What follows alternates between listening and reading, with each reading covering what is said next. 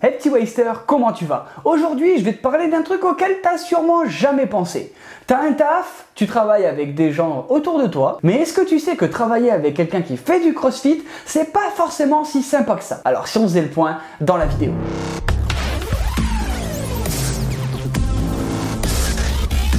Tu peux dire ce que tu veux, mais quand t'es crossfitter, si tu penses que t'es une personne facile à vivre, soit t'es con, soit t'es aveugle, ou soit les deux. Qu'est-ce que tu as osé dire?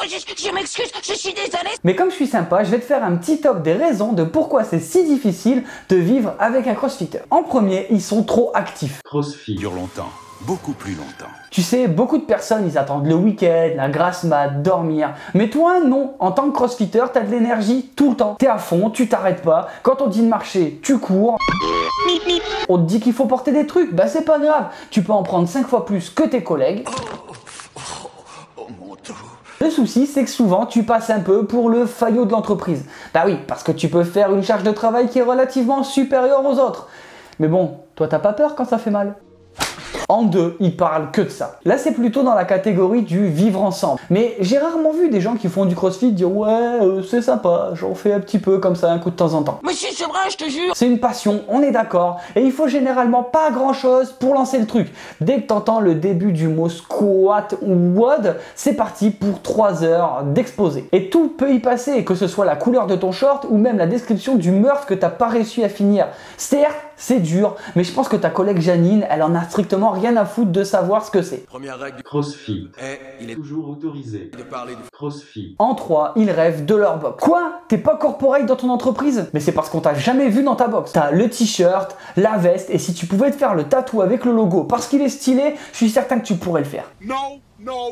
Les gens ils comprennent pas les raisons de pourquoi tu aimes autant aller à ta box, autant que ce soit pour l'ambiance, les coachs, etc.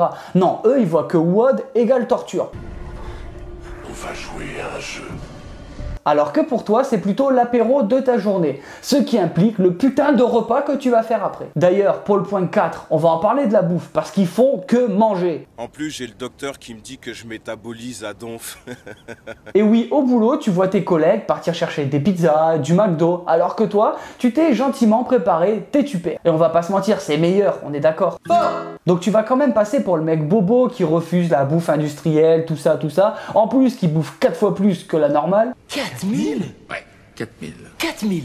Le gros psycho qui compte toutes ses calories. Et le compte dans tout ça, c'est que tu auras toujours un ou une collègue qui va venir te demander en douce « Ouais, mais excuse-moi, toi t'as l'air de t'y connaître, tu pourrais m'aider à perdre du poids ?» Ce à quoi t'as envie de répondre « Surprise, motherfucker! » Mais tu te retiens et tu te tournes simplement vers ton ordinateur. Et comme t'es solide, normalement, on te le redemandera pas 2 fois. Et en 5e point, justement, ils sont trop massifs. Je viens de te le dire, les gens, ils vont toujours trouver le moyen de te critiquer. Et encore plus si t'es une femme, parce qu'il paraît qu'une femme musclée, ça donne pas envie. Mais bande de faux cul, sérieux. C'est pas parce que chez vous, votre femme, elle est dégueulasse et qu'elle prend pas soin d'elle que toutes les autres, faut les critiquer. Bref, oui, tu fais du sport, t'es musclé, t'as des pecs, des abdos, des épaules, un big booty. Et quand tu mets un t-shirt, bah oui, c'est moulant. Ça attise pas mal de jalousie et de réflexion qu'on va te faire qui vont venir avec ça. Du genre, ah mais regarde comment il se la pète, oh lui le narcissique, monsieur muscle, etc.